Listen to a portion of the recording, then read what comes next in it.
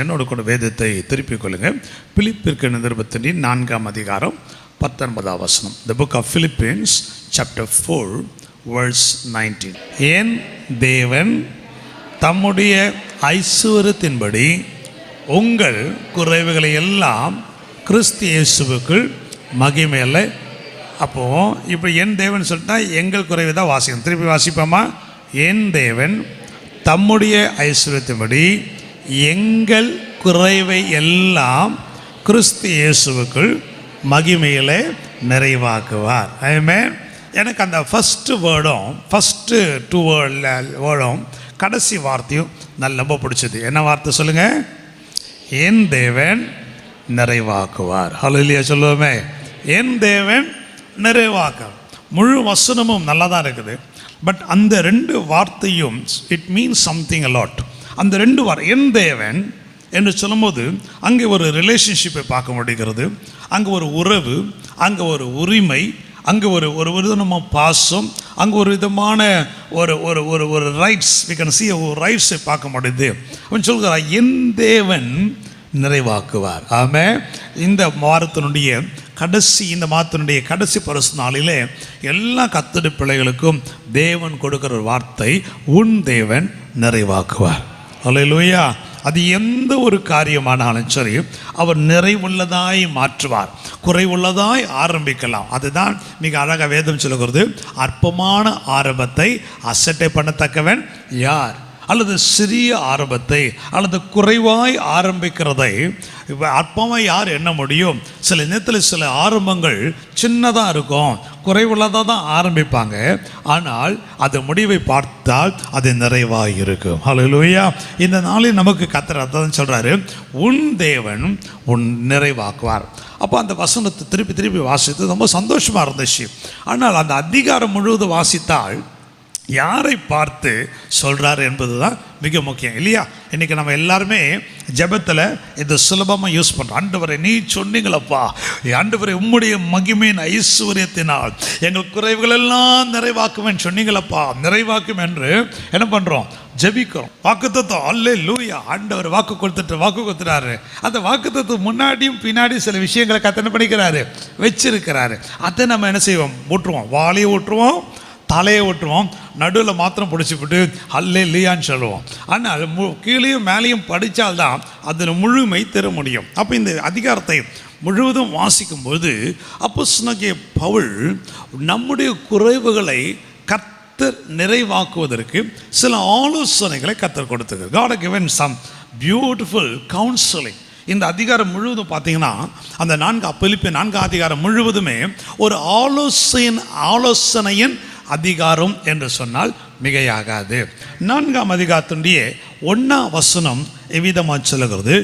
ஆதலால் எனக்கு பிரியமும் வாஞ்சியுமான சகோதர சகோதரிகளே, எனக்கு சந்தோஷமும் கிரீடமுமானவர்களே, பிரியமானவர்களே சொல்லிட்டு இந்தபடியே கர்த்தருக்குள் என்ன செய்யுங்க? நிலைத்திருங்கள். Abide in Christ, abide in the Lord in this manner.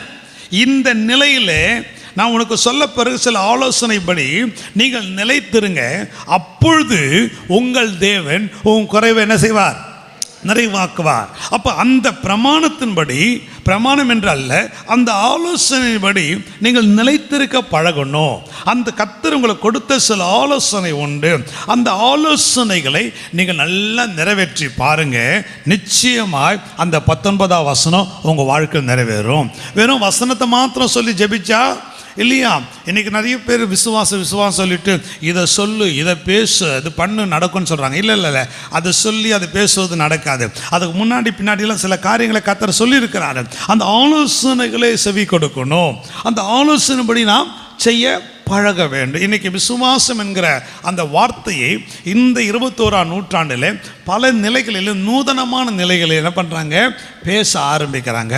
பாருங்கள், every faith which is dependent about the not the law, about the condition of the Lord. எல்லா விசுவாசமும் தேவன் வைத்திருக்கிற சில பிரமாணங்களை அல்ல சில வார்த்தைகளை சார்ந்து இருக்கிறதை நாம் பார்க்க முடியும். சரி, அப்போ இந்த இவ்விதமாக அல்ல இந்தபடியே கர்த்தருக்குள் நிலைத்திருக்கணும். அவன் முதலாவது வார்த்தை சொல்றாரு, யாருக்குடைய வாழ்க்கையில குறைவை கர்த்தர் நிறைவேற்கிறாராம்? கர்த்தருக்குள் நிலைத்திருக்கிறவர்கள். யாரா? சத்தமா சொல்லுங்க. அப்போ கர்த்தருக்குள் நிலைத்திருக்கிற ஒரு வாழ்க்கை நமக்கு அவசியம். அந்த யோவான் 15ஆம் அதிகாரத்தை வீட்டில் போய் வாசிங்க இல்லையா? வீட்டில் போயிட்டு அந்த 15ஆம் அதிகாரத்தை வாசித்தீங்கன்னா நிலைத்திருக்குதல் என்றால் என்ன என்று மிக அழகாக ஆண்டவராக இயேசுவே நல்ல அழகாக உவமைகளோடு கூட ஒரு நல்ல உதாரணத்தை வைத்து சொல்லுகிறார். நிலைத்திருத்தல், அந்த நிலைத்திருத்தலுடைய அனுபவங்களை அங்கு மிக அழகாக ஆண்டவர் திராட்சை செடிக்கும் திராட்சை கொடிக்கும் உள்ளதான அந்த ஐக்கியத்தை வைத்து அழகாய் அவர் விவரிக்கிறார். சரி, அப்போ இந்த உன் தேவன் என்ன சொல்றாரு? அவருடைய மகிமையின் ஐஸ்வர்யத்தின்படியே உங்கள் குறைவுகள் எல்லாம் அவர் நிறைவாக்குவார் என்றால் யாருக்கு அந்த வசனத்தை சொல்றார் என்றால் கர்த்தருக்குள்ளே நிலைத்திருக்கிறவர்களுக்கு தான் அந்த வார்த்தை கொடுக்கிறாரு. கர்த்தருக்குள் நிலைத்திருப்பாயானால் உன் குறைவை அவர் நிச்சயமாய் நிறைவாக்குவார். கர்த்தருக்குள் நீ நிலைத்திருப்பாயானால் உன்னுடைய எல்லா குறைவுகளும் குறைவை போல காணப்படும். ஆனால் அது நிறைவில் தான் போய் முடியும். ஆனால் சிலர் வாழ்க்கையில் பாருங்க, ஆரம்பமும் குறைவாக தான் இருக்குது, முடிவும் குறைவில் தான் முடியுது. சிலர் பாருங்க, நிறைவில் ஆரம்பிப்பான் ஆனால் குறைவில் போய் முடிப்பான். இது சில சொல்ற பவுல் மிக அழகாக சொல்கிறார், ஆவியிலே ஆரம்பித்து நீங்கள் மாமிசத்தில் முடிப்பது என்ன? அப்போ சிலர் டிஃப்ரெண்ட் டைரக்ஷனில், சில குறைவிலேயே ஆரம்பித்து குறைவிலேயே முடிப்பான், ஒரு வித்தியாசமாக இருக்காது. இன்னொரு கூட்டம் நிறைவாக ஆரம்பிப்பான், குறைவிலே முடிப்பான், அங்கேயும் வித்தியாசம் வருது. ஒரு கூட்டம் மாத்திரம்தான் குறைவாய் ஆரம்பித்து நிறைவாய் முடிப்பான். சின்னதாக ஆரம்பிப்பான் ஆனால் பெருசாக மகிமையாய் அது முடியும். அப்போ அந்த மூன்றாவது கேட்டகரி தான் ஒரு சின்ன விதையாய் விதைக்கப்பட்ட ஒன்று, அது செடியாய் முளைக்க வேண்டும். செடியாய் முளைக்கிற ஒன்று அடுத்த லெவலுக்கு ஒரு கொடியாய் மாறணும், அதன் பிறகு அது ஒரு மரமாய் மாறணும். இதுதான் ஒரு மனிதனுடைய வளர்ச்சி இருக்கும். இப்படிப்பட்ட ஒரு வளர்ச்சி உன் வாழ்க்கையில் காணப்படுவதில் நீங்கள் ஜாக்கிரதை உள்ளவர்களாக இருந்தால், சேலஞ்ச் பண்ணி சொல்கிறேன், உங்கள் வாழ்க்கையில் 1000 குறைவுகள் இருந்தாலும் அதை நிறைவாக்கி கொண்டே தான் இருப்பார். ஆமென் சொல்லுவோமா? ஆக நீங்கள் ஒரு காரியத்தை நல்லா புரிஞ்சுக்கொள்ளணும். எல்லாமே ஜெபத்தில் சாதிச்சு கொள்ள முடியாது. நான் அடிக்கடி சொல்கிறேன், நீ நல்லா ஜெபிக்கலாம், ஆனால் ஜெபம் உன்னை ஆவிக்கிற வாழ்க்கையில் வளர்த்தாது. நல்லபடி ஜெபம் உன்னை ஆவிக்கு மனிதனாய் மாற்ற முடியாது. அல்லது ஆவிக்குரியவனாக இருக்கலாம் ஆனால் வளர்ச்சி இருக்காது. நீ 365 நாளும் 24 மணி நேரமும் ஜெபிச்சாலும் நீ ஆவிக்குரிய வாழ்க்கையில் குழந்தையாகவே தான் இருப்பாய். அப்போ நீ வளரணும்னா வார்த்தை இருக்கணும், வார்த்தையை தியானிக்கணும், வார்த்தையை நீ அபியாசிக்க வேண்டும். வார்த்தையை நீங்கள் பழக்கத்தில் கொண்டு வரும்போது தான் ஆவிக்குரிய வாழ்க்கையில் ஒரு வளர்ச்சி. சரி, நான் வசனத்துக்கு நேராக வரப்போகிறேன். நிலைத்திருக்கிறவனுக்கு கொடுக்கிற வாக்கு தத்துவம். அப்போ நிலைத்திருக்கிறவனை குறித்து அவன் ரொம்ப அழகாக அந்த வசனம் செய், இந்தபடியே. எல்லாரும் சொல்லுங்க, சத்தமாக சொல்லுங்க. அப்போ அவர் சொல்கிறார், டேய் நான் சில ஆலோசனை சொல்ல போகிறேன், அதை கவனமாக கேட்டு அந்தபடியே நீ நிலைத்திருந்தால் உன் வாழ்க்கையில் குறைவை கொஞ்சம் கவலையே படாத. நான் சொல்கிற ஆலோசனை கேட்டு அதன்படி நீ நடந்தால் 1000 குறைவுகள் வந்தாலும் அங்கே நிறைவை காண்பாய். 4ஆம் அதிகாரம் 4ஆம் வசனம், கர்த்தருக்குள் எப்பொழுதும் சந்தோஷமாக இருங்க. கவனிங்க, the first thing, எல்லாம் கொஞ்சம் நல்லா கவனி. நான் சொன்னேன் இன்றைக்கி செய்தி போல் இருக்காது, ஆனால் உங்களுக்கு நல்ல சிறந்த ஆலோசனையை பரிசுத்த ஆவியானவர் கொடுக்க போகிறார்.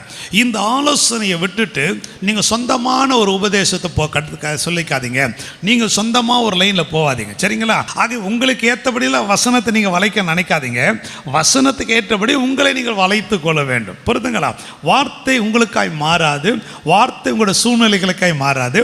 வார்த்தை தான் உங்களை வார்த்தைகளுக்கு நேராய் நீங்கள் லைனில் கொண்டு வர வேண்டும். சரி, இங்கே பவுல் முதலாவது கொடுக்கிற ஆலோசனை, கர்த்தருக்குள் நிலைத்திருக்கிறவன் என்றால் யார்? அவன் பிலிப்பிய சபைக்கு அவன் தன் நிருபத்தை எழுதுகிறான்.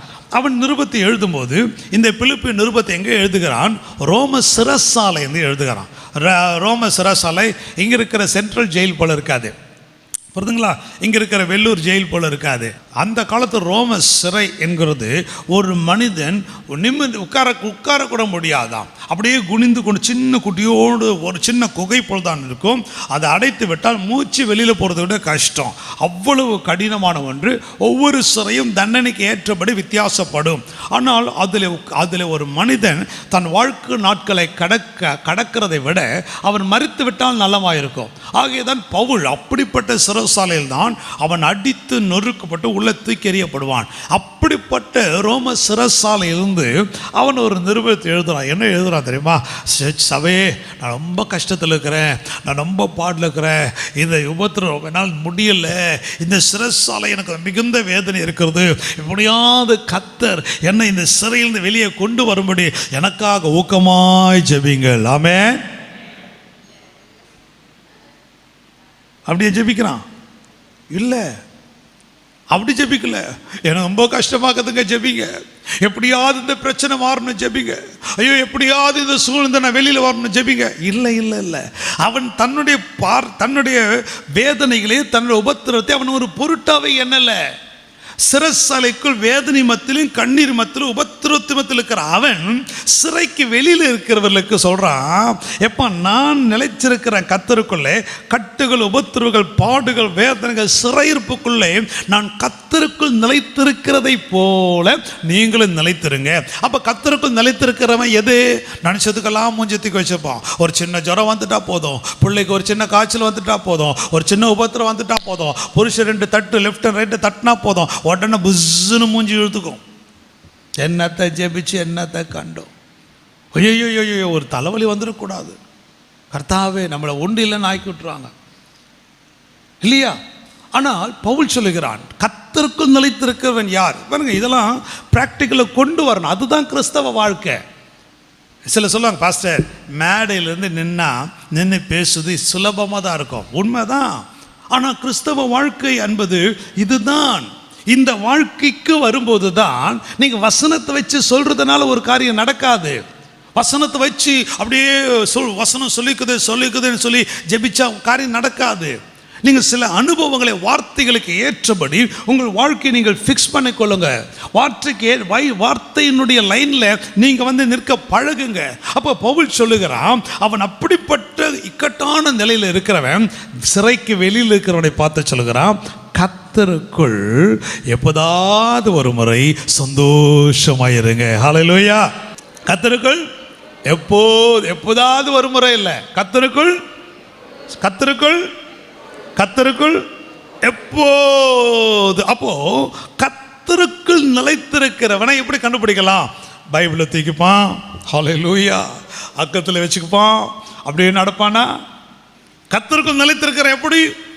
எப்போ பார்த்தாலும் முட்டிப்பட்டு ஜெபிச்சுன்னுப்பானா? கர்த்தருக்குள் நிலைத்திருக்கிறவன் எப்படி? எப்போ பார்த்தாலும் சுவிசேஷத்தை சொல்லி கொண்டுப்பானா? இதெல்லாம் தேவை. ஆனால் இது அடையாளம் அல்ல. கர்த்தருக்குள் நிலைத்திருக்கிறவனுடைய முகம் என்னைக்குமே கோணி போகாது. பக்கத்தில் சொல்லுங்க, கோணி போகாது. சொல்ல மாட்டீங்களே, ஏன்னா பாதி முகத்தை மூடிட்டு இருக்கிறீங்க. கர்த்தருக்குள் நிலைத்திருக்கிற முகம் எப்பொழுதும் சந்தோஷமாக இருக்கணும். ஒரு ஆமென் சொல்லுங்களேன். உன் குறைவு நிறைவாகணும்னா எப்பொழுதும் சந்தோஷமாக இருக்கணும். இழப்பு வந்தாலும் சந்தோஷமாக இருக்கணும். வியாதி சந்தோஷமாக இருக்கணும். 1000 பிரச்சனைக்கு சந்தோஷமாக இருக்கணும். சந்தோஷத்தை நீங்கள் விடாதீங்க. ஏன்னா பிசாசு நல்லா தெரியும், உன் குறைவாய் இருக்கணும். நான் உனக்கு இருக்கிற சந்தோஷத்தை எடுத்துட்டா போதும், நீ என்ன ஜெபிச்சாலும் உன் குறைவு நிறைவாகாது. நல்லா புரிஞ்சுட்டீங்களா? நீ என்ன வேணா ஜெபிச்சுப்ப. அதே நேரத்தில் கஷ்டங்கள், நஷ்டங்கள் எல்லாவற்றையும் மத்தியிலும் கர்த்தர் கொடுத்த சந்தோஷத்தை நீ நிலைச்சுக்க. கர்த்தருக்குள் சந்தோஷமாக இருக்கணும். கர்த்தருக்குள் சந்தோஷமாக இருக்கிறவனுக்கு முதல் பகுதி என்னன்னா, நீங்கள் வசனத்தை எடுக்காம சொல்கிறேன் உண்டு, வேதத்தை வாசிக்கிறவன். எரேமியா 15:16 கர்த்தருடைய வசனத்தை உட்கொள்ளுகிறவன், கர்த்தருடைய வசனத்தை தியானிக்கிறவன், கர்த்தருடைய வசனத்தை நேசிக்கிறவன், கர்த்தருடைய வசனத்தை படிக்கிறவனுக்குள்ளே வசனத்தினால் தன்னை காத்து கொள்ளுகிறவனுக்கு சந்தோஷம். பைபிள்னா அப்படியே தேனிட்ட பணியார போல இருக்கணும். வேதத்தை நீ நேசிக்கணும். பைபிள் படிக்கணும்னா உங்களுக்கு அப்படி ஒரு மகிழ்ச்சியாக இருக்கணும். இன்றைக்கி அநேகரோட வாழ்க்கையில் இன்னும் குறைவு ஜாஸ்தி தான் மாறிடுது, இன்னும் குறைவு நிறைவாகலை. ஏன் காரணம் தெரியுமா? நல்லா ஜெபிப்பான், எல்லாம் நல்லா பண்ணுவான், ஆனால் வேதத்தை நேசிக்க அந்த பைபிளை தூக்கின்லாம் நடப்பான், ஆனால் பைபிளை வாசிக்க மாட்டான். பைபிளை வாசித்தா உங்களுக்கு டைம் போகிறதே தெரியக்கூடாது. அப்போ தான் திறந்தது போல இருக்கும். கட கட கட அப்படி பார்த்து அப்படியே ருசித்து ருசித்து ருசித்து ருசித்து வீட்டு சொன்னேன், இப்போ ஏய் என்ன 1 மணி நேரமாக என்னத்தை தான் பைபிளில் வாசிக்கிறேன் அப்படி சொல்லணும். அப்படிப்பட்ட வேதத்தை நேசித்து ருசி பார்த்து வேதத்தை நீ படிக்கிற கற்றுக்கொள்ளுகிற ஒரு அனுபவத்தை நீ வந்தால், இந்த வார்த்தையினால் உண்டாகிற சந்தோஷம் உன் இருதயத்தில் எப்போ உனக்கு வருதோ அப்பொழுதுதான் நீ கர்த்தருக்குள்ளே எல்லா சூழ்நிலையிலும் சந்தோஷமாக இருக்க முடியும். ஆமென், ஆமென். மறந்துடாதீங்க, the word, when you meditate the word of God, அந்த வார்த்தையை தியானிக்க தியானிக்க தேனிட்ட பணியாரத்தை காட்டில் இனிமையாக அந்த வார்த்தை இருக்கணும்.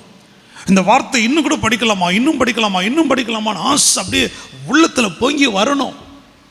இந்த வார்த்தையினால் உண்டாகிற சந்தோஷத்து உன் வாழ்க்கையில் இருக்கும்போது பாருங்க, என்ன பிரச்சனை வரட்டும் உன் முகத்தில் துக்கம் வராது.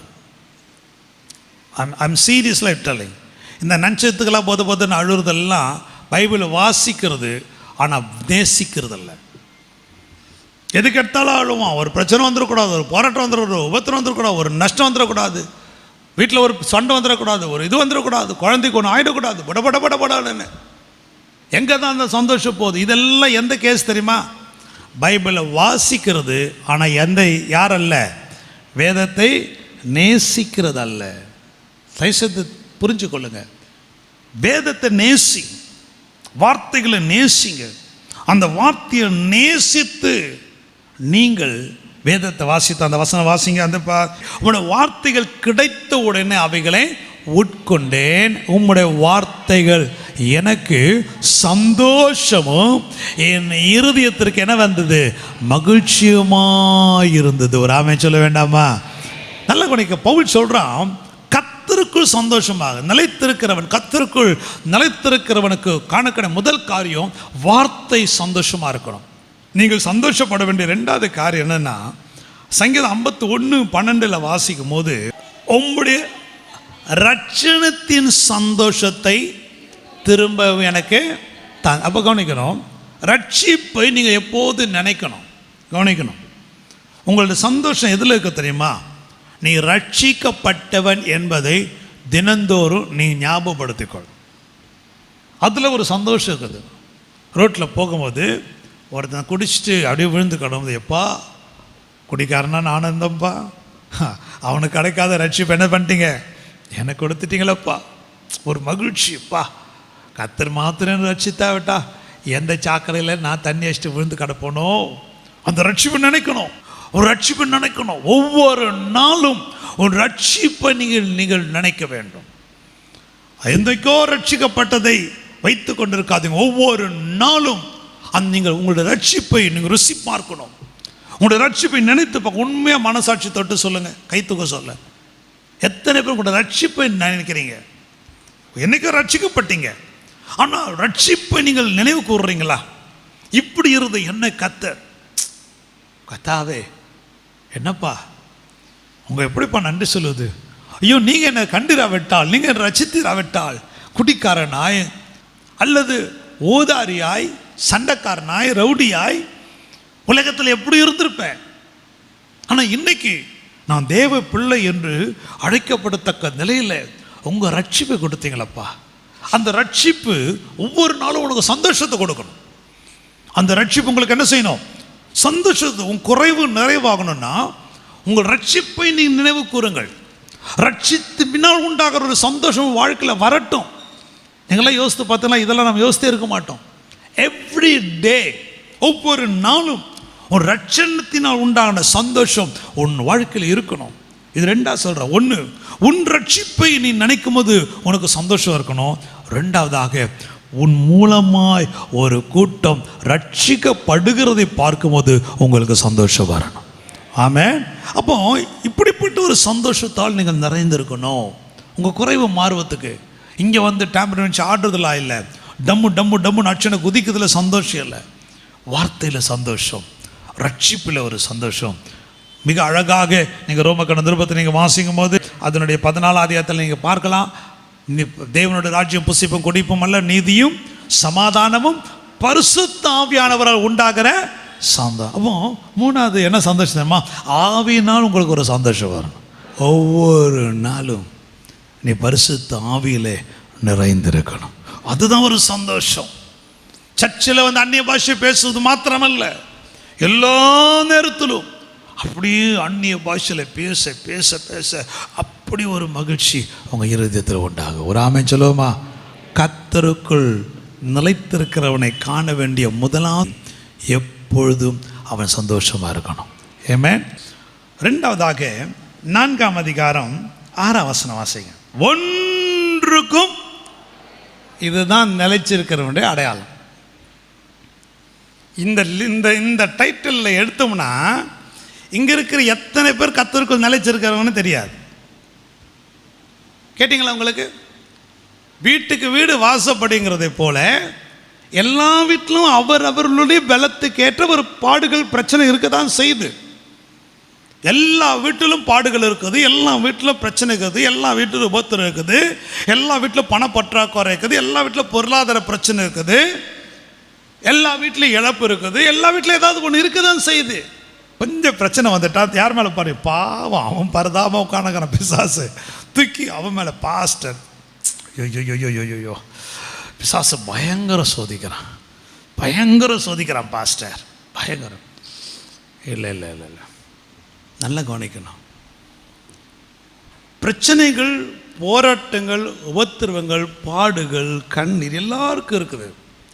எல்லாருக்கும் ஏதாவது ஒரு நிலையில் இழப்பு இருக்குது செய்யுது. ஒரு நாள் ஒருத்தன் ஆண்டவர்கிட்ட போய் சொன்னான், ஆண்டவரே எனக்கு கொடுத்த சிலுவை ரொம்ப பாரமாக இருக்குதுப்பா, என்னுடைய பலத்துக்கு இது முடியல ஆண்டவரே, பயங்கர வெயிட்டு, கஷ்டமாகுதுன்னு. அப்போ ஆண்டவர் சொன்னார், ஒரு தூதனை பார்த்தேப்பா, அந்த சிலுவையில் இருக்கிற இடத்துல கொண்டு போயிட்டு அவனுக்கு எந்த சிலுவை வெயிட்டாக லைட்டாக வெயிட் ஆகுதோ அந்த சிலுவை எடுத்துக்கிட்டோம், அதை எடுத்துன்னு போட்டோன்னு சொல்லிட்டு இவனுக்கு ஒரே சந்தோஷம், ரொம்ப சந்தோஷம். நேராக போயிட்டு இந்த சிலுவை இறக்கி வச்சிட்டான். வச்சுட்டு ஒரு சிலையாக ஒரு சிலுவை எடுத்தான்னு அசைக்க கூட முடியல. விட்டான், எப்பா இதெல்லாம் முடியும், அசைக்க கூட முடியல. அப்புறம் இன்னொரு சிலை பண்ணால் தூக்குறான், ஆனால் அதுக்கு மேலே தூக்க முடியல, வச்சுட்டான். இன்னொரு சிலை பார்த்தா குட்டியோண்டு சிலை, நல்லா இருந்துச்சு, அழகாக இருந்துச்சு. தூக்க பார்த்தான் பாருங்க, இப்படி கூட தூக்க முடியலை.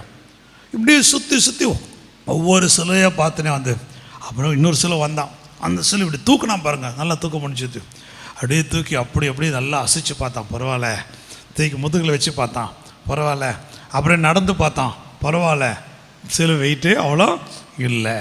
நல்லா சம்மந்தப்பட்டு நேராக சிலுவை எடுத்துக்கின்னு ஆண்டுகிட்ட ஆண்டவரே ரொம்ப நன்றி அப்பா, எவ்வளோ இறக்கமுள்ள தேவன், என் கஷ்டத்தெல்லாம் பார்த்து என் கஷ்டத்தெல்லாம் நீக்கிட்டீங்க, லகுவான சிலுவை கொடுத்தீங்களேன்னு. அப்போ ஆண்டவர் சிரிச்சுன்னே சொன்னாராம், அந்த சிலுவையில் யார் பேர் எழுதிக்குது பார்ப்பான்னு. உடனே அவன் சிலுவை இறக்கி வச்சு பார்த்தா அவன் பேர் தான் எழுதிக்கிறான். அவன் சொன்னாரா, நீ ஃபஸ்ட்டு சுமந்து வந்த தெரியுமா, அந்த சிலுவை தான் இப்போ எடுத்துருக்கிற. நீ அடுத்த பிரச்சனையெல்லாம் கொஞ்சம் அசைச்சு பார்த்த போது தான் உனக்கே தெரியுது, உனக்கு நீ சுமக்கக்கூடிய அளவுக்கு தான் நான் பாரத்தை கொடுத்துருக்கிறேன். உன்னுடைய பலத்துக்கு மிஞ்சின பாரத்தை நான் கொடுக்கல. இப்போ பேர் எல்லாம் மற்றவன் பாரத்தெல்லாம் டச் பண்ணிட்டு வந்தா இப்போ உன் பாரம் எப்படி இருக்குது, லகுவாக தெரியுது. அப்போ கவனிக்க வேண்டும், கர்த்தருடைய பிள்ளைகளாகினா கர்த்தருக்குள் நிலைத்திருக்கிறவர்களை எப்படி கண்டுபிடிக்கணும்னா கவலையை விடணும். பாஸ்டர் எது வேணால் விட்டுடுறேன், ஆனால் எதை விட முடியாது, கவலையை மாத்திரம் விடாத முடியாது. சிலருக்கு கவலையே இல்லையேங்கிற கவலை இல்லை, சிலருக்கு கவலை இல்லைன்ற கவலை. சில பேர் 1000 பிரச்சனை இருக்கும், கவலையப்பட மாட்டான். 1000 பிரச்சனை இருக்கும், ஆனால் அவன் டோன்ட் கேர் மாஸ்டர் போல இருப்பான், கவலைப்பட மாட்டான். கவலைப்படாதிருங்கள். எதுக்கு? ஒன்றுக்கும் கவலைப்படாது. பொருளாதார பிரச்சனையா, நீ கவலைப்படுறதுனால 10 ரூபா சேர்த்துட முடியுமா உன்னால? முடியாதே. பின்ன ஏன் கவலைப்படுறீங்க? சரீரத்தில் பலவீனம் வந்துச்சா? கவலைப்பட்டால் இன்னும் பலவீனம் அதிகமாகும் தவிர குறையாது. பின்ன ஏன் கவலைப்படுறீங்க? நீங்கள் கவலைப்படுற ஒவ்வொரு விஷயத்தை பாருங்கள். நீங்கள் கவலைப்பட்டதுனால எதுவுமே என்ன செய்யல, சாதிச்சது இல்லை.